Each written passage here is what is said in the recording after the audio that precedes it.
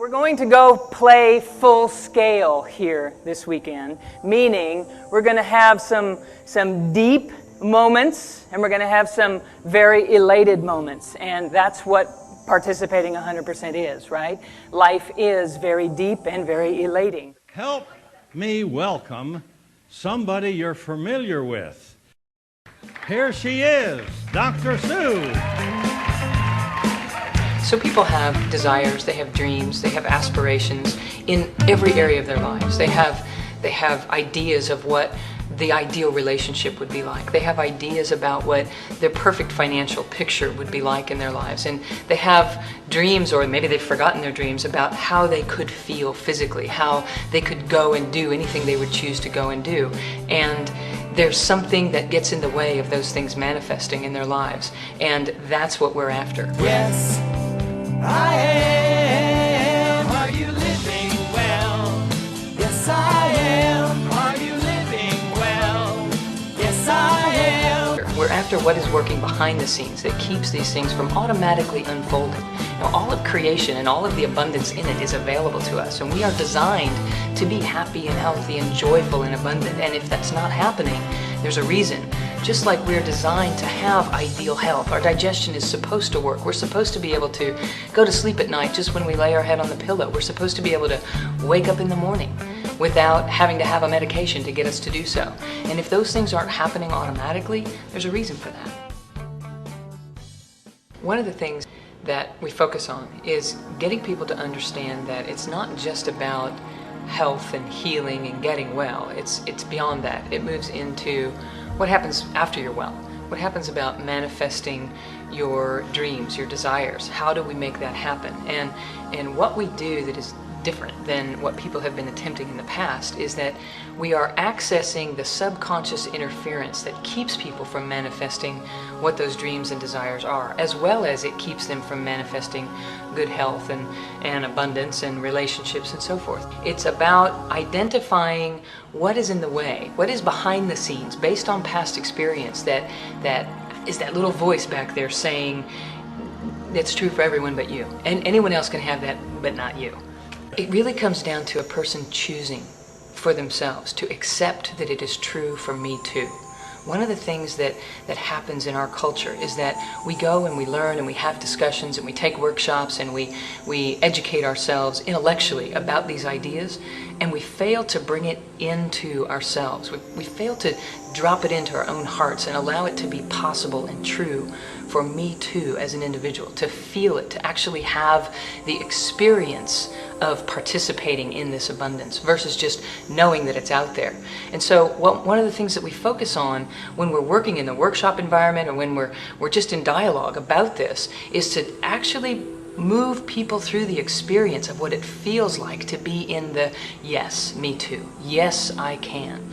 Are you living well? Yes, I am. It's in there. It's mine too.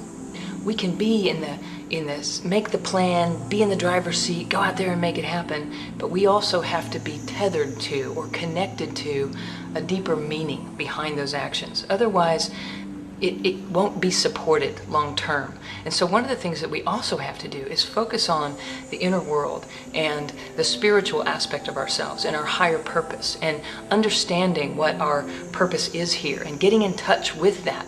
So part of the focus that we do right in the workshop environment or right in a consultation with an individual one-on-one, it doesn't matter. It all has to move into the experience of that deep stillness within an individual, that eternal aspect of who we are. When we're in touch with that and in action, nothing can stop us. We truly are empowered. We have everything that we need to manifest anything that we would choose. The problem is we haven't been taught to trust that. We've been, in fact, taught to not trust it. No one has ever said to me, I trusted my gut and boy do I regret it.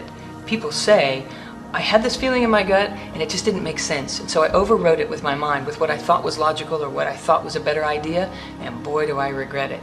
And that's how our culture is established. We're driven by our minds. We're driven by the head instead of allowing the head to serve the heart and its true passion. What we're doing is removing that subconscious interference that keeps us from automatically tapping into everything that's available to us instead of just seeing it through the closed-in lens. Right here. I'm afraid to say it. I'm afraid to do it. Here it comes. You gotta shake it off of you. It doesn't belong there. It's not yours. Give it back. People tell me all the time they feel 20 years younger, they feel 10 years younger, they walk taller, their pain patterns disappear, their digestive problems disappear, they have many chronic degenerative diseases are responding to this work for 30 years now.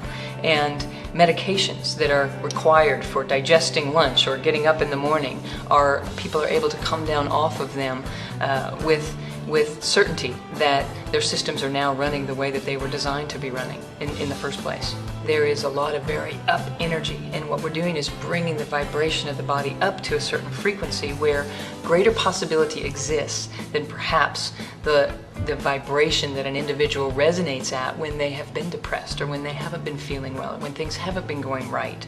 And so it's important to understand that while we bring people up, to the same degree we take them very deeply inward, and we're bringing that high frequency energy deep into physical structure, and that assists the process that we're doing when we actually do the treatments that we do of removing the subconscious interference that is stored in subconscious memory. As we know, there is tremendous power in meditation. There is tremendous power, or they wouldn't have been doing it for thousands of years. What has to happen for us to truly manifest our desires and to truly manifest our dreams is that we have to blend the two. We have to blend the East and the West. We have to bring it together and be the bridge between these two worlds and allow this to work through us so that we're in touch with that deep inner self while we're in action. That's when major change happens. That's when a shift occurs for someone. Are you living well?